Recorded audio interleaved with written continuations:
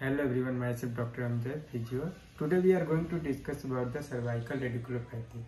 Cervical radiculopathy में हम तीन चीज़ों पे बात करेंगे कि सर्वाइकल रेडिकुलोपैथी बेसिकली होता क्या है और इसके सिम्टम्स पेशेंट में देखने को क्या मिलते हैं और इसका ट्रीटमेंट बेसिकली क्या होता है। तभी हम बात करते हैं कि सर्वाइकल रेडिकुलोपैथी होता क्या है। सर्वाइकल रेडिकुलोपैथी को आमने लैंग्वेज में लोग सर्वाइकल भी बोलते हैं। बेसिकली मेडिकल टर्म में इसको हम सर्वाइकल रेडिकुलोपैथी बोलते हैं। तो सर्वाइकल रेडिकुलोपैथी होता है आपका, अगर आपके वर्टिब्राज जो है सर्वाइकल में 7 वर्टिब्राज होती हैं, 1 2 3 4 5 6 7। तो बेसिकली अगर आपका 5 6 और 4 ये 3 वर्टिब्राज में कंप्रेशन हो जाता है। कंप्रेशन का मतलब होता है कि वर्टिब्राज के अंदर का गैप कम हो जाता है, जिसकी वजह से आपके जो नर्व पास कर रहे हैं, इसे 3 नर्व यहाँ से पास करते हैं। अगर 5 6 रूट वैल्यू पे बात करें तो यहाँ से 3 नर्व पास कर रही हैं, जैसे एक radial nerve, median nerve, ulnar nerve. तो कोई भी नर्व जब कंप्रेस होती है 5 6 लेवल पे तो हाथों में झंझनाहट, सुनपन, नमनेस पैदा करती है। तो बेसिकली सर्वाइकल रेडिकुलोपैथी जो होता है वो हमारा वर्टिब्राज के गैप कम होने की वजह से होता है।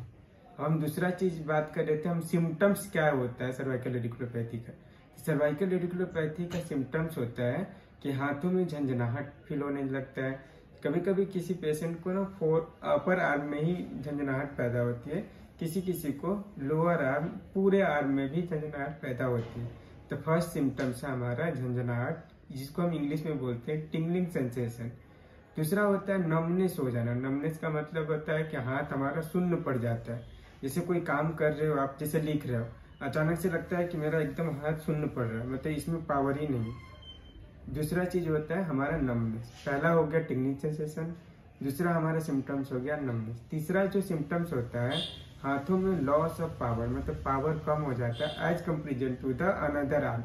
सपोज इस आर्म की नर्व अगर कंप्रेस कर रही है तो इस आर्म की अपेक्षा में इसमें आपका पावर कम हो जा रहा है। पावर कैसे एनालाइज करेंगे कि आपका पावर कम हो रहा है? तो कोई भी चीज को आप जब ग्रिप करके उठाते हो, सपोज पेन यहाँ पे रखा हुआ है और हम पेन को उठाने की कोशिश कर रहे हैं, तो बेसिकली हमारा दुश्मन यहाँ से आपका रेडियल नर्व पास करती है और ये थोड़ा थोड़ा पार्ट आपका मीडियन नर्व का भी आता है इस साइड, इस उंगली में। तो बेसिकली जब आप उठाते हो तो लगता है कि पावर नहीं, अच्छे से प्रॉपर नहीं उठा पा रहे। जैसे आप दूसरे हाथ से, नॉर्मल हाथ से जब उठाने के लिए हम बोलते हैं तो आप इजीली उठा पाते हो। जब आप राइटिंग करते हो, लिखते हो, तो बेसिकली जब आप ग्रिप बनाते हो लिखने के लिए, इसमें लगता है कि हम होल्ड ही नहीं कर पा रहे हैं पेन को। या रोटी बनाती हैं औरतें तो रोटी बनाने में भी लगता है कि उनका बेलन जो है ग्रिप से छूट रहा है, या कपड़ा निचोड़ते वक्त वो प्रॉपर नहीं निचोड़ पाती हैं। तो this is the symptoms of loss of power और ग्रिप स्ट्रेंथ का कमी होना। तो 3 सिम्टम्स हो गए। पहला सिम्टम था हमारा टिंगलिंग सेंसेशन, दूसरा हमारा था नमनेस, तीसरा था हमारा लॉस ऑफ पावर। तो इस अगर आपके हाथों में सिम्टम्स तीनों आ रहे हैं तो आप बेसिकली डॉक्टर से कंसल्ट करें, क्योंकि मे बी 100% ये आपका सर्वाइकल रेडिकुलोपैथी हो सकता है।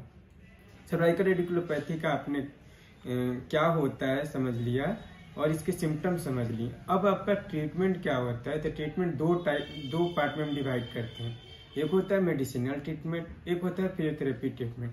तो मेडिसिनल ट्रीटमेंट में आप अगर आयुर्वेदिक मेडिसिन ले रहे हो, होम्योपैथ ले रहे हो, एलोपैथ ले रहे हो, तो मेडिसिनल ट्रीटमेंट वो अलग होता है। बेसिकली अगर थोड़ा सा नॉलेज के वे में बात करें, वैसे तो मेरा पार्ट नहीं है क्योंकि I am a physio doctor, लेकिन अगर थोड़ा सा बेसिक नॉलेज के बारे में बात करें तो मेडिसिनल ट्रीटमेंट में हम गाबाल्यूरोन एंटी 100 mg या 200 mg डोज के अकॉर्डिंग डिसाइड करते हैं कि आपका सेंसेशन, टिंगलिंग सेंसेशन, नमनेस और लॉस ऑफ पावर किस लेवल का है। तो इसमें हम डोज बढ़ा देते हैं, 100 mg या 200 mg गाबाल्यूरोन एंटी चला देते हैं, या प्रेगालाइफ एंटी 75 mg। तो डॉक्टर डिसाइड करते हैं, अपना ब्रांड नेम अलग अलग होता है। दूसरा चीजें होती हैं जैसे सिम्टम्स में हम पेन अगर बता रहे हो तो पेन किलर मेडिसिन डाल देते हैं। तीसरा चीज कैल्शियम की डिफिशियंसी होती है तो कैल्शियम के टैबलेट चलते हैं। ये डॉक्टर्स आपसे पूछ के सिम्टम्स के अकॉर्डिंग अपना ट्रीटमेंट डिसाइड करते हैं। अब हम बात करते हैं फिजियोथेरेपी ट्रीटमेंट, जो कि मेरा सब्जेक्ट है। तो फिजियोथेरेपी ट्रीटमेंट में बेसिकली आपका जो झंझनाहट होता है हमारा सर्वाइकल रीजन से हो रहा है, यानी कि 5 6 या 4 5 पे आपका कहीं ना कहीं कंप्रेशन हो रही है वर्टिब्राज की। तो हम अगर आपका एज फैक्टर के अकॉर्डिंग डिसाइड करते हैं, पहले तो हम एक्सरे में देखेंगे कि आपका किस लेवल का कंप्रेशन हो रहा है। उसके बाद हम एक तो होता है ट्रैक्शन से थोड़ा सा गैप को हम बढ़ा सकते हैं। दूसरी चीजें होती हैं, अगर नेक पे स्पाज्म हो रहा है तो UST ultrasonic therapy with gel देते हैं। विथ जेल देने का मतलब होता है कि डाइक्लोफिनेक जेल कोई भी आप यूज कर सकते हो, Volini, Omega gel, Omni gel, Flexaben gel, ये सब सारी चीजें आप यूज करके मसल स्पाज्म को कम कर सकते हैं। तीसरी चीजें होती हैं जो हाथों में झंझनाहट आती है, तो एक टेंस मशीन होता है जिसको हम trans electrical nerve stimulation, basically जो आपका नर्व का कंप्रेशन हो रहा है उसको खोलने के लिए हम टेंस मशीन का यूज करते हैं। जहां जहां पे आपको ज्यादा झंझनाहट या कंप्रेशन फील हो रहा है वहां पे हम प्लेसमेंट करते हैं। वो फिजियो डिसाइड करते हैं कि how to place the electrode channel in the tense where the body. तो आपका ना वो फिजियो डिसाइड करते हैं। तीन चीजें अगर हमारा प्रॉब्लम लगता है कि नहीं, कभी कभी प्रॉब्लम ना ट्रैप्स मसल्स भी टाइट होती हैं और पोस्चर भी स्लाउच होता है और पेरिस्केपुलर स्टेबलाइजेशन एक्सरसाइज, कभी कभी पेरिस्केपुलर आपका वीक होता है जिसकी वजह से भी कंप्रेशन लोड ज्यादा पड़ता है नेक रीजन पे, तो वो फिजियो अपना डिसाइड करते हैं according to the palpation, palpate करके वो डिसाइड करते हैं कि कौन से मसल्स को लूजन करना है, कौन से मसल्स को नहीं। तो हम बेसिकली लूजन करने के लिए MFR यूज करते हैं, मायोफेशियल रिलीज टेक्निक। जो मसल्स टाइट होती है उसके ओरिजिन से इंसर्शन की तरफ हम रिलीज करते हैं। तो ये सब सारी ट्रीटमेंट जो है फिजियोथेरेपी का पार्ट हो गया। बेसिकली अगर मसल स्पाज्म है तो आप अगर घर पे ट्रीटमेंट करना चाह रहे हैं तो मसल स्पाज्म को आप आइसिंग 10 मिनट का करेंगे, कवर आइस पैक लेंगे, उसको कवर में डाल के सेकाई करेंगे 10 मिनट तक, तो उससे आपका स्पाज्म कम हो जाएगा। लेकिन सेंसेशंस के लिए आपको डॉक्टर से कंसल्ट करना बहुत जरूरी होता है। मेडिसिनल ट्रीटमेंट भी इसमें बहुत जरूरी होता है, क्योंकि विदाउट मेडिसिनल ट्रीटमेंट फिजियोथेरेपी थोड़ा सा टाइम टेकिंग हो जाता है। तो आप medicinal treatment with physiotherapy treatment कराएं और सर्वाइकल रेडिकुलोपैथी से सुरक्षा पाएं।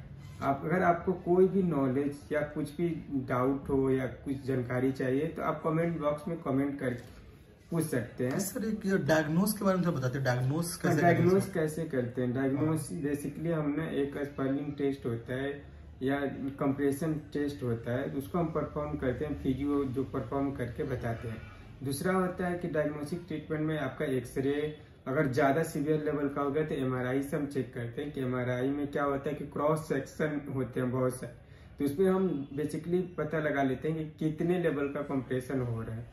जब क्रोनिक कंडीशन हो जाता है पेशेंट का तो हम MRI सजेस्ट करते हैं।